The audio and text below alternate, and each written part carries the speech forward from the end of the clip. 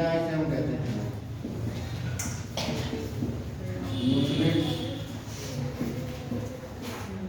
विभाजन प्रमेय। क्या है यूक्लिड विभाजन प्रमेय का? ये यूक्लिड विभाजन प्रमेय क्या कहती है? अगर आपके पास दो संख्या है, अगर आपके पास दो संख्या पूर्णांक, बटे वालों की बात नहीं हो रही है, पॉइंट वालों की बात नहीं हो रही है, दो पूर्णांक हैं ए और बी, दो पूर्णांक हैं। अगर ये दो पूर्णांक हैं तो या तो ये एक दूसरे के बराबर हो सकती है, या ए बी से बड़ा हो सकता है, या बी ए से बड़ा हो सकता है। इन तीनों में से एक ही स्थिति होगी, तीनों एक स्थिति होगी, तीनों एक साथ तो नहीं हो सकती ना। तो आपको एक स्थिति माननी पड़ेगी। हम मान लेते हैं यहाँ पर कि b बड़ा है a। ये हमने माना कि a और b दो संख्या है जहाँ b जो है वो a से बड़ा है। अगर b a से बड़ा है तो आप a से b को भाग कर सकते हो। हमेशा छोटी संख्या तो बड़ी संख्या को भाग किया जा सकता है, भाग को छोटी से भी बड़ी को किया जा सकता है, बड़ी से भी छोटी को किया जा सकता है, लेकिन आंसर दशमलव में आता है। हम दशमलव वाली संख्याओं की यहाँ पर बात नहीं, केवल बात किसकी हो रही है? पूर्णांक। दिमाग में रखिएगा, केवल बात इस समय हो रही है पूर्णांक। तो हम a से अगर b को भाग करें तो कुछ ना कुछ तो आएगा, क्योंकि ना तो हमें a पता है ना b पता है, तो जो आएगा वो भी नहीं पता होगा। जिसमें गणित में जो नहीं पता होता उसे चर कहते हैं। ठीक है, तो यहाँ पे हम मान लेते हैं अगर a से b को भाग करते हैं तो कुछ ना कुछ आएगा, जिसे हम कह देते हैं q। ये क्या है? ये क्या है? भाज्य। बहुत अच्छे से आप जानते हैं इन सबके बारे में। और ये a से q को जब हम गुणा करेंगे यहाँ कुछ ना कुछ आएगा, और उसके बाद यहाँ पे भी कुछ आएगा, उसे r कर देते हैं, इसे क्या कहेंगे हम? ये है वही सब चीजें जो हम लोगों ने बचपन में पढ़ रखी है। हाई स्कूल में इसको एक रूप दे दिया गया, बस एक नाम दे दिया गया, और आप जानते हैं भागफल बराबर भाज्य बराबर भाजक गुणा भागफल प्लस शेषफल होता है। तो हमने देखा कि अगर a और b दो संख्याएं हैं जिसमें b a से अगर बड़ा है तो दो संख्याएं और दुनिया में अस्तित्व रखती हैं। तो q व r का अस्तित्व होगा।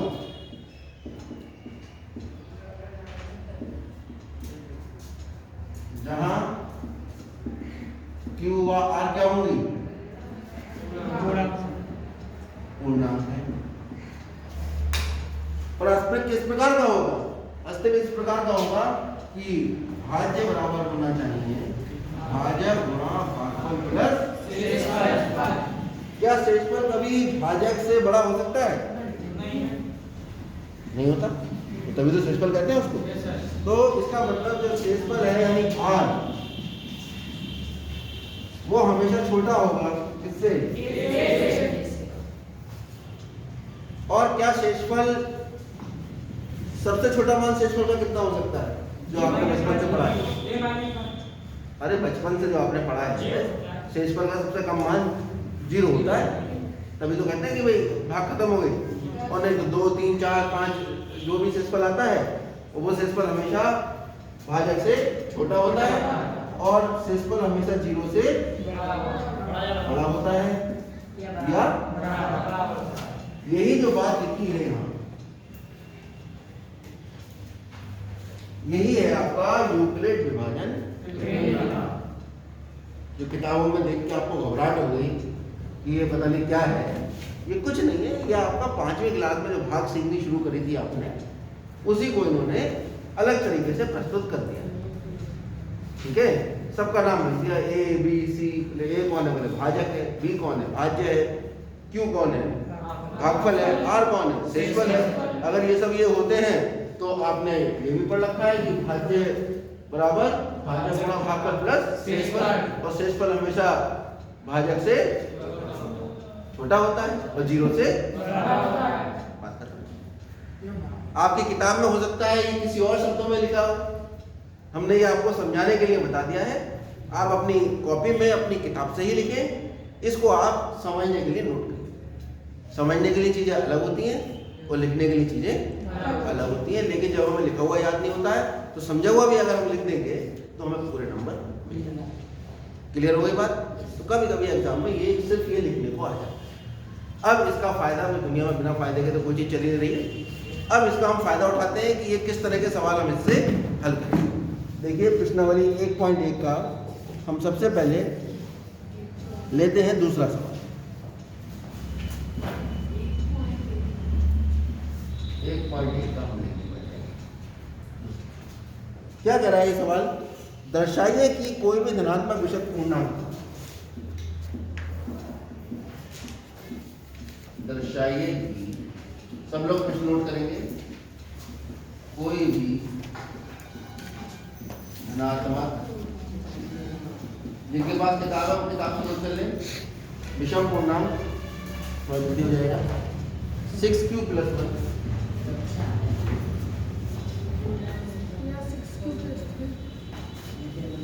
6q + 3 या 6q + 1 के रूप का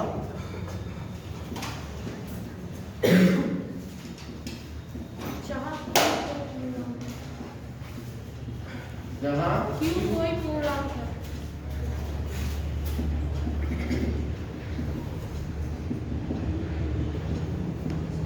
चलिए इसमें तो कोई विशेष बात नहीं, क्योंकि ये तो प्रश्न ही।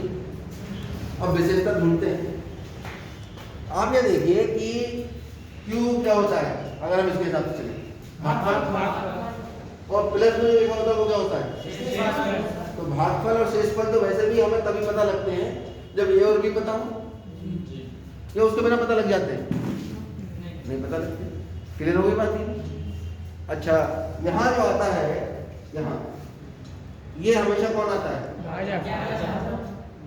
और हम देख रहे हैं 6, तो ये तो कंफर्म हो गया कि दो संख्याएं अगर मैं मानूंगा तो उसमें से एक संख्या 6 होगी, और वो बड़ी होगी या छोटी होगी?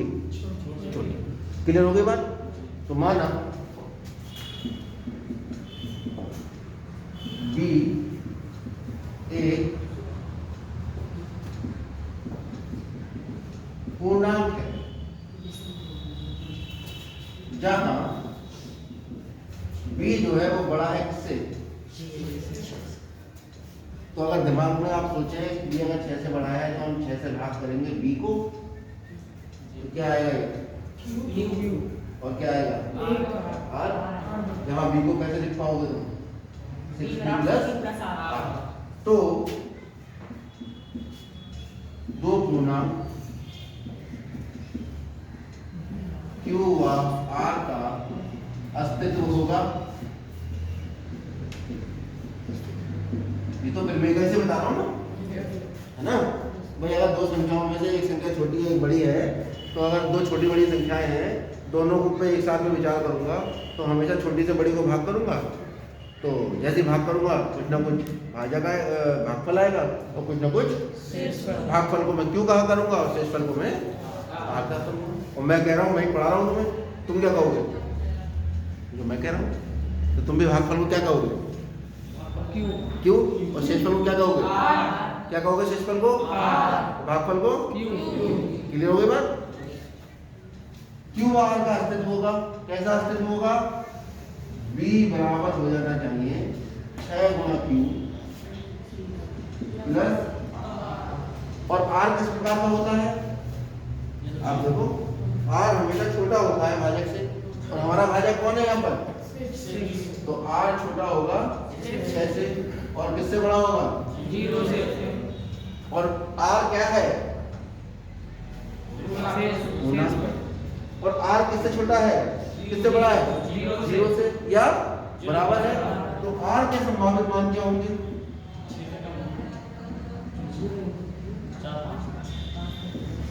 बताइए क्या क्या हो सकते हैं?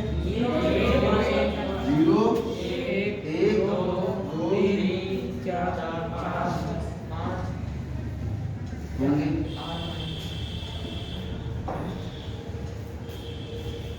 यहाँ तक सारी बातें सबको क्लियर हो गई? सवाल हमारा ये था कि दर्शाइए कोई भी धनात्मक विषम पूर्णांक 6q + 1, 6q + 3, 6q 5 के रूप का बताना। हमारे दिमाग में तुरंत आया कि यूक्लिड डिवीजन लेमा हमने पढ़ा था, क्रमिका पढ़ी थी, जिसमें दो संख्याएं ए और बी होती थी, और अगर हम छोटी उनमें से छोटी से बड़ी को भाग करते थे तो भागफल और शेषफल आता था।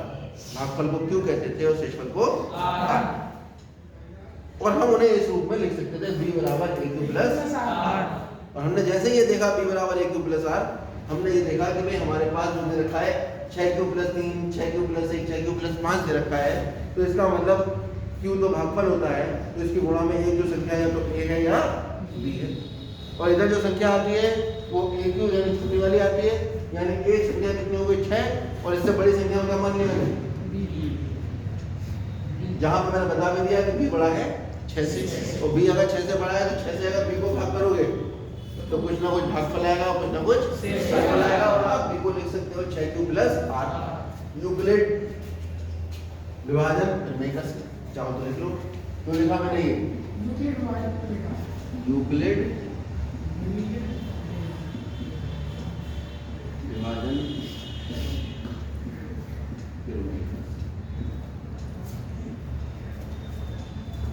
अब जब इससे लिखना है तो ये तुम्हें याद होनी चाहिए, अब आप इसको बिल्कुल दिमाग में बसा लेना।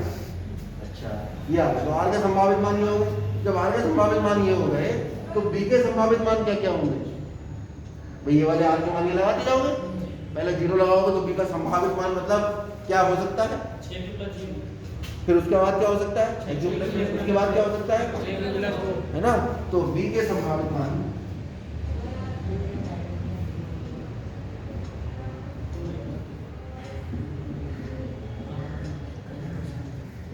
6 Q plus 0, 6 Q plus 1, 6 Q plus 2, 6 Q plus 4, 6 Q plus 5। यहाँ तक बताओ किसी को समस्या हो? समस्या जहाँ है वहाँ बता दो। All clear? आगे बढ़े। अब आप ये बताइए कि कोई भी संख्या का 2 गुणा लिखिए, 4 2 गुणा 2 होता है, 6 2 गुणा 3 होता है, 8 2 गुणा 4 होता है, 10 2 गुणा 5 होता है। तो किसी भी संख्या को 2 गुणा n के रूप में अगर लिखेंगे तो ये संख्या कैसी संख्या होती है? ठीक है। 3 को क्या लिखोगे? 2 गुणा 1 प्लस 1। 5 को क्या लिखोगे? 2 गुणा 2 प्लस 1। 7 को क्या लिखोगे? 2 गुणा 3 प्लस 1। एक एग्जाम्पल दे रहा हूँ, यानी किसी भी संख्या को जिसको 2 गुणा यानी वो जो 2 से विभाज्य संख्या है वो संख्या तो सम होती है, और जो 2 से विभाज्य नहीं होती बड़ा सीधा सा कंसेप्ट। तो यहाँ पे साफ साफ दिखाई दे रहा है स्पष्टतया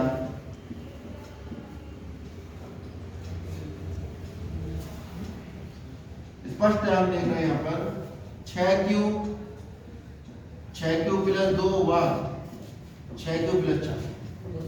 आप देखो ये भी 2 से विभाजित है, ये भी 2 से विभाजित, ये भी 2 से विभाजित, दोनों का योग भी 2 से विभाजित होगा, और ये भी 2 से विभाजित है, ये भी 2 से विभाजित है, दोनों का योग 2 से विभाजित होगा। ये कैसी संख्या है? सम संख्या।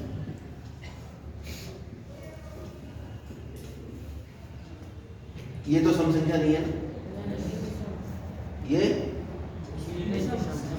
और ये अतः 6 क्यू प्लस 1, 6 क्यू प्लस 3 व 6 क्यू प्लस 5 विषम संख्या।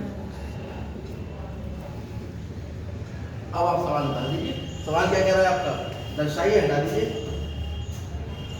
कोई भी धनात्मक विषम पूर्णांक 6 क्यू प्लस 1, 6 क्यू प्लस 3 और 6 क्यू प्लस 5 के रूप का ये तो निकल गया है। अतः आप लिख दीजिए, ठीक है, कि कोई भी धनात्मक विषम पूर्णांक, ठीक है, ये सब किसके मान है? बी के। तो यहाँ एक काम कर सकते हो आप, यहाँ पर जहाँ पूर्णांक लिखा है बी क्या है? धनात्मक विषम पूर्णांक। बी जो है वो धनात्मक विषम पूर्णांक है, ये ऊपर से ही मान के चलो, क्योंकि सवाल में उसने धनात्मक विषम पूर्णांक शब्द का प्रयोग और बी का तो मान निकला है।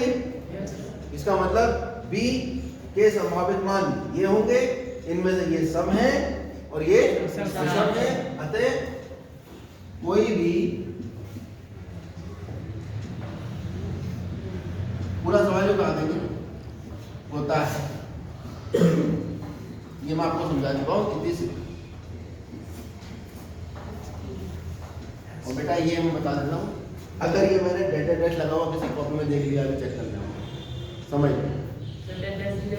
डेटा की जगह यहाँ से यहाँ तक उतारना है। हाई स्कूल के बच्चे इतना आपको पता होना चाहिए, ठीक है? करिए क्या बेटा?